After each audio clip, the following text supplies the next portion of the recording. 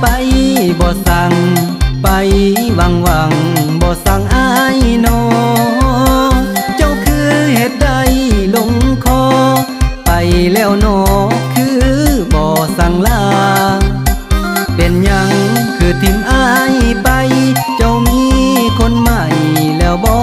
การด่าเจ้าไปคือบ่สั่งลาให้อายนี่นาทำใจได้ก่อนอายบ่คิดเลยว่าคนที่อายหักสุดหัวใจสิมาทิมป้ายไปปล่อยให้อายนั้นเศร้าเงาง้อยอายนี่บ่คิดบ่ฝัน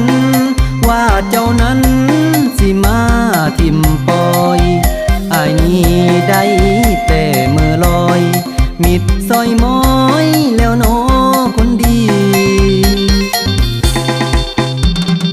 น้องคือไปบ่สั่งไปวังสั่งอายก็ได้พ่อให้อายนี้ทำใจ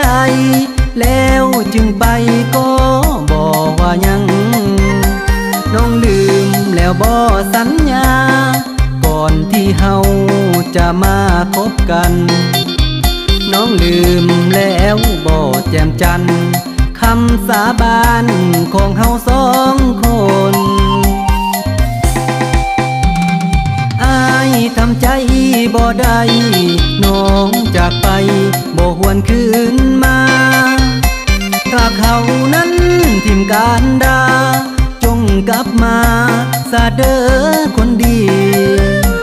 อายนี้ยังหับน้องได้แม่นว่าไผว่าน้องบ่ดีกลับมาหาอายอีกทีถึงว่าคนดีไปบ่สั่งลา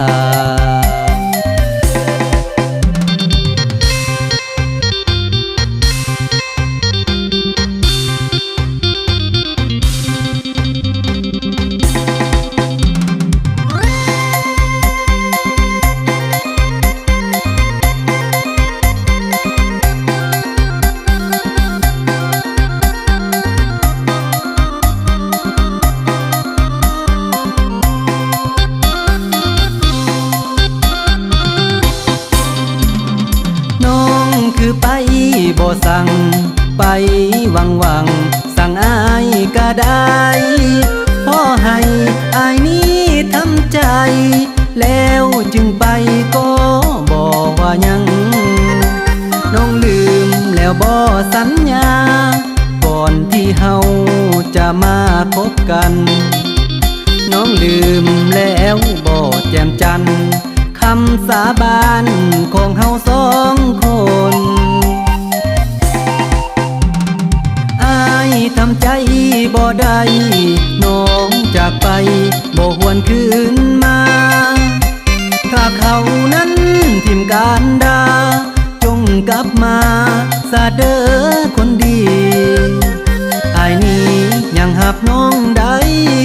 แม่นว่าไผว่าน้องบ่ดีกลับมา